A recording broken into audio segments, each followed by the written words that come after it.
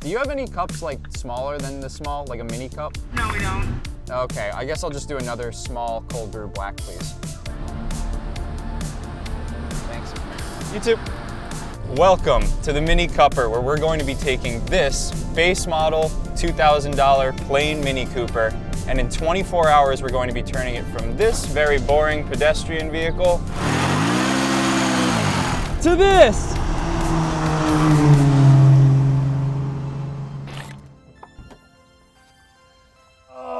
What's up, my good people? Mike Hidalgo here, and thank you for joining me on this Mini Cupper series. Today, well, I should say in the next 24 hours, me, Danny, and Corey are gonna be transforming this $2,800 base model, rust-free Mini Cooper. Might need a new subframe. Rust-free. I looked, I'm like, oh, we can sandblast that, and I'm like, no, we can't fix that. That's so funny. If you sandblasted this, you would just be left with nothing. With dust. Rust-free. That's the torque mount. Oh my god. Hey, take it easy. Rust-free Mini Cooper from a slow base Cooper into a performance, sexy, but still slow Mini Cupper. And as you can see, we're not in the shop today. Danny, where are we? Well, we are at the second rendition of Grid Life Circuit Legends at Lime Rock Park. And this little guy right here, by the end of the weekend, is going to be our fierce chariot for the Sunday Cup Time Attack series. So if you're not familiar with Sunday Cup as a whole, it's one of my favorite series that they run, and it's basically a slow car time attack series. So 25 pounds per horsepower, kind of based around the Honda Fit, but we're bringing something that we think can bring a lot more to the table than just a Honda Fit. Mike, you've already done a little bit of work getting this thing squared away.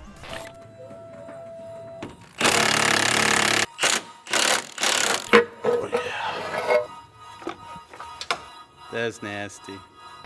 But we're gonna make it a little bit special. Corey, what do you think of this thing? So yeah, I drove 12 hours from North Carolina to be here in my Mini Cooper S R53, and I'm real excited to get this Mini Cooper out on the track, but we got a lot of work to do before we can make that happen. Why don't you tell us a little bit more? I'm not entirely familiar with the timeline that we're working with, where we're trying to get, and also with some of your talent. Well, tomorrow we're gonna lay down our baselines for the car, so we're not gonna modify it till we get those laps in tomorrow, the 3 sessions. Then it's all hands on deck. We're gonna just rip this thing apart. Gently.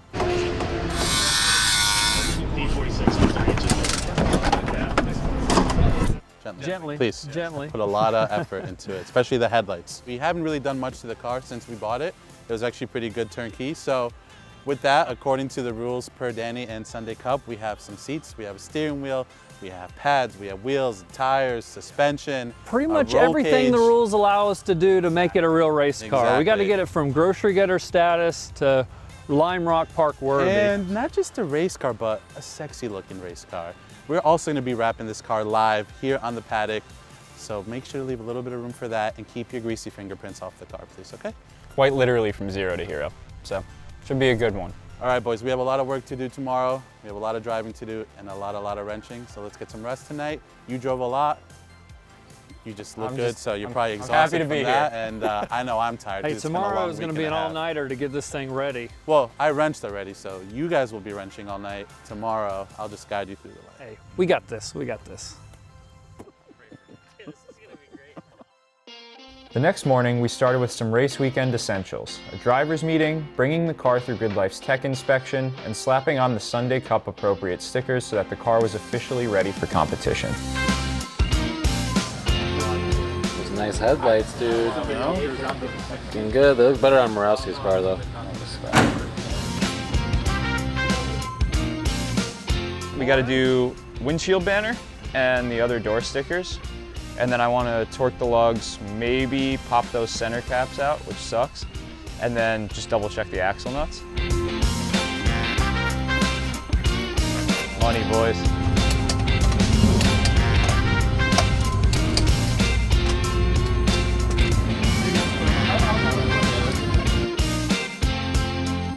And just like that, the Mini Cupper was ready for its debut. Wait. Before this Mini could ever consider setting a tire on the tarmac, this Cooper was in need of the full FC Puro treatment.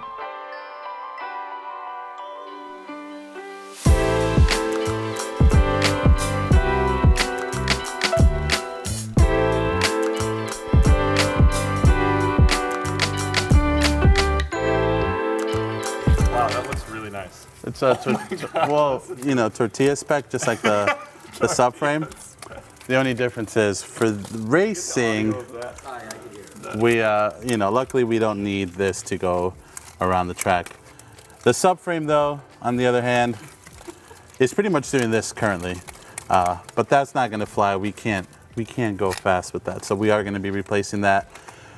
And a couple other things. You know, this car maybe or maybe not came out of a salvage yard for unknown reasons. Wouldn't guess why. Clean title though. But it was cheap, and it's what it's going to get us to go racing at an affordable price. So before we go racing, things like discs, pads, fluids, some control arms, sway bar end links, that kind of good stuff is all going to be replaced before we hit the track, making the car just A, drivable, and B, at least to be able to survive the Sunday Cup Grid Life weekend coming up soon. So we're going to get into that first. We're going to leave all the boring stuff for here in the shop. It'll be 2 seconds for you, an eternity for me.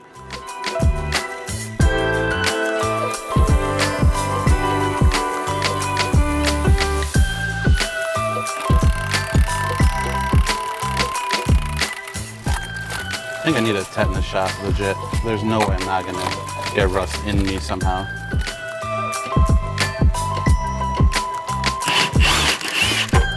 No problem, dude.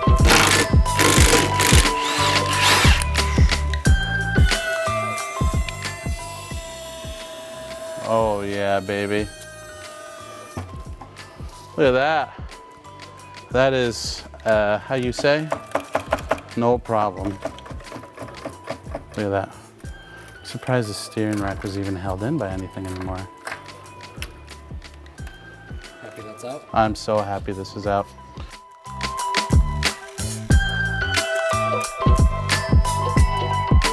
With this R56's questionable past life, I couldn't leave a single stone or bolt unturned. With the subframes out and the front clip off, I threw as much of the FCPO catalog at it as I could, refreshening all the problematic seals, engine mounts, control arms, and even made sure to give the fragile cooling system some love with a whole lot of parts from our friends over at Rhine.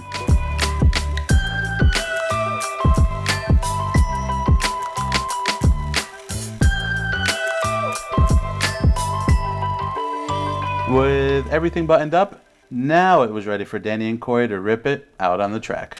You are joining me for session 1 at Circuit Legends in the Mini Cupper. The car is bone stock and on all seasons, which generally our rule of thumb, we say you're gonna do pads, discs for a track setup, and then some good tires. So we're on all seasons. These are gonna get really hot really fast, so we'll do our best. We're already a little loose.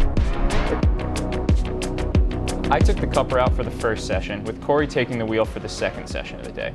We both kind of shared a common goal. Myself getting comfortable in the Mini just as a car, and Corey getting comfortable at the notoriously tricky Lime Rock Park.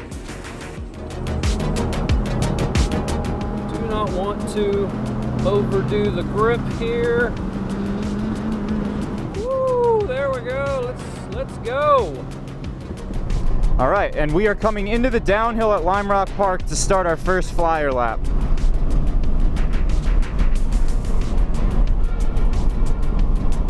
I still have traction control on. No! All right, we're good now. I can hear a little tire roar. Maybe that means I'm not slowing down too much. Hit fourth.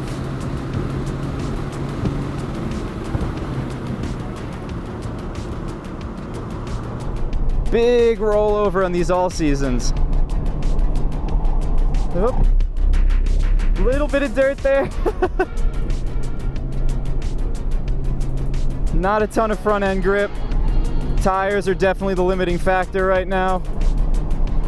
With the all season screaming, we took mental notes of the Cupper's shortcomings to create a baseline for improvement. And while we weren't necessarily fast while we were doing it, we were having an absolute blast. I gotta turn that traction control off. I feel it cutting me. It's cutting my power. I need every horse she's got. Coming up on 100 miles an hour. It's about all she's got. And we just ran a 117. Track out. And That's the last lap. I gotta go, but I want to keep going. This thing rules. I just didn't want to send off the tires before you got a chance because okay, I could feel them rolling over issue. and cooking. But I mean, I'll put it this way: it's not the slowest car out there right now. No, you were gaining on people. You were getting really comfortable around. It's a little skatey. You can, when it starts to roll I saw over that- on the that turn sidewall, over you there, get you're that 1 getting second loose. of I'm going straight off. You back off a little bit, it rotates nicely. If we were to just stick the RT660 on this car, I'm not saying it would be top of the class, but it would be class competitive. So this thing rules as a chassis. I'm already stoked. It seems fast too. I'm really eager to see what it looks like tomorrow morning. Woo! Okay, that was a blast. How was it? I was getting it, starting to get the hang of it, shaving some couple seconds off there, but it's a little loosey-goosey out there. I was cooking it enough to get the traction control on, so I probably should have turned that off.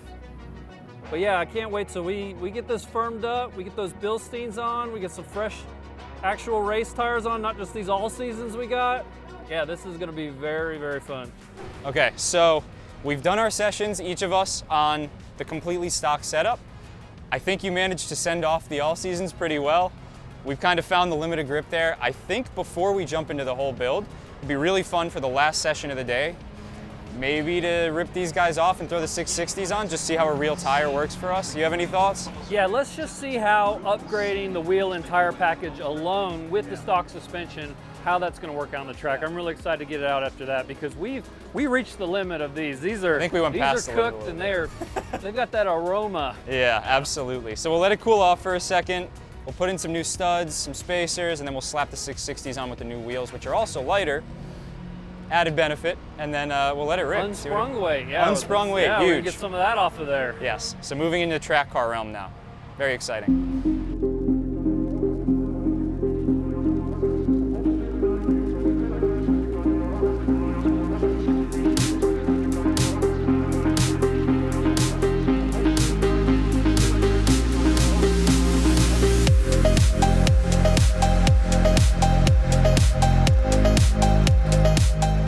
Right here we have possibly the biggest upgrade of the weekend besides the suspension. These are our N keys and they are very appropriately styled for a nice little Mini Cooper. Also, of course, wrapped in the RT660s. These are from Falcon Tires, they're the Azenis class tire for Sunday Cup. You have two choices. So the 615Ks, which are awesome, they wear like nails, or you have the 660, which in my experience is a little bit more like a gumball. So they're nice and sticky, slap them on, you're gonna run some great times right out of the box. So we have a set of 4 of these, we're gonna slap them on. These are also going from bicycle tires. I don't know the width of those wheels that were on that thing to a 15x7, I believe. And it's also a 205 width tire. The tires coming off the car were a 175. So this is gonna be huge. Gonna buy us a bunch of time right out the gate. So let's get these on. Nice, thank you. Look at that. Yeah, dude, these are shot. Look at that slag. These are toast.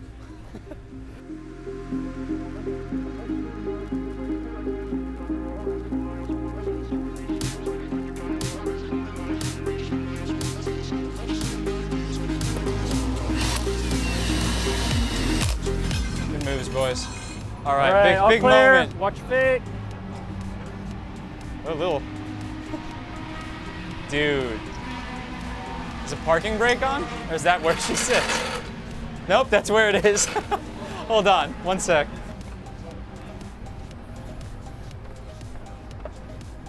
Yeah, it looks like it's. That's where it is? Sick, dude. I'm sure this won't rub at all when we're leaning and yawing around the track.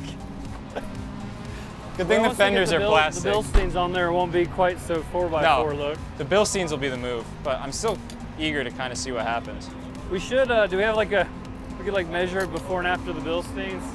Oh, we should. That's a good call. Yeah, 1 box of Carbotech pads. One Carbotech box worth of gap. Look at that. Next side. Perfect. Yep. Oh, we haven't done this. Don't forget. XP10s, which are way too much brake for this car. It's awesome. So one of the big perks of something like the 615 or these 660s is if you look how wide these shoulders are, and also obviously there's less grooves cut in than like our all seasons that you've seen all day. This is a much bigger contact patch. You have all of this nice soft sticky rubber. This is a 200 treadwear tire. So where the other ones are kind of like hockey pucks, this is, like I said before, more like a gumball. And another big perk to these is you have these grooves which are meant for water channeling. So if there is a little bit of moisture, something like that, you can still get some pretty good traction. It's why these are considered a street tire, is because they have the water channeling. 200 tread wear is pretty modest in the grand scheme of things. Super usable. You could daily drive these as long as there's no snow and maybe a little bit less rain. I'm just imagining you intentionally not torquing these to spec now. Okay, go have fun, Danny. All right, Danny, go crush I'll it, see you brother. later. No.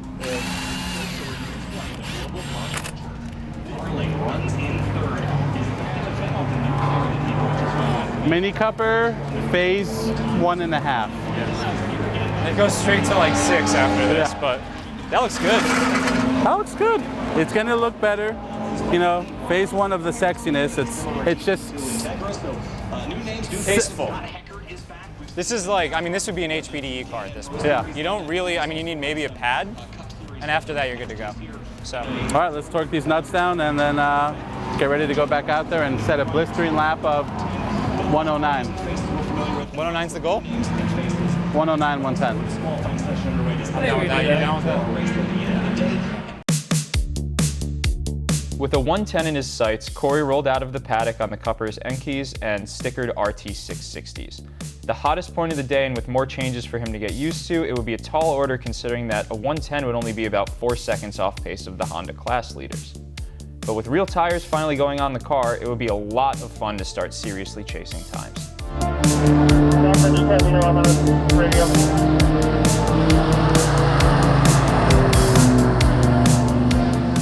To really nobody's surprise, the RT660s massively changed the handling and corner speed of our otherwise stock Mini Cooper, and Corey was flying. With the added grip from the tire comes even more strain on everything else, so the roll and even the push of the car was a bit accentuated as the Mini Cooper pitched and rolled around the track.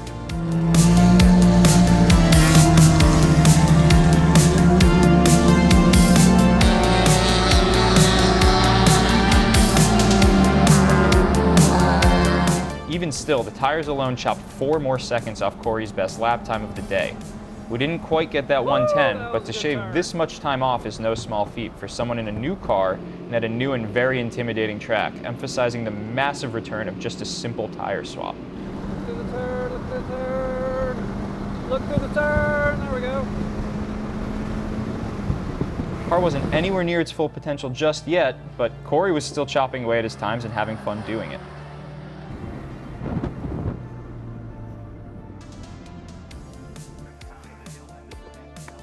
It is getting quicker for sure. Now once we get that suspension dialed in, that's really going to shave some time off. Mini Cooper, 115.9. Okay. That's a okay. substantial amount of time for just tires and wheels. Yeah, I'm pretty happy with that. Did you feel like the brakes were starting to become the weak link? Yeah, I couldn't brake too hard in the first turn. Yeah. So I was giving myself a lot of space there, Yeah, which I I was saw. probably losing like a second or two right Losing there. a little bit of time, but it's better to play it safe, and especially there with slick, better to play it safe than go flying off into the abyss. And I didn't So, take this all the way to the edge. That was just the warm up on the tires. Like I There's can a get lot more in closer it. to the edge. Yep. And the next time you'll have coilovers, less weight, sway bars, and the Yeah. brakes to do it. Drops So down a little bit, Yep. gets a little more planted, but even just the tires, it's way more planted than it was before. Yep. With that, we're gonna find Mike. Hopefully he hasn't jumped over to pizza and beer just yet because we got a lot of work to do. Let this thing cool off for a second, and then I think the next shot you're gonna see is us getting this thing up in the air and getting to work. We have a lot of work to do. Hey, over 3 seconds Yep. saved. I'm happy with that. Let's get some more seconds off. It's 3:30. We have a long night ahead of us.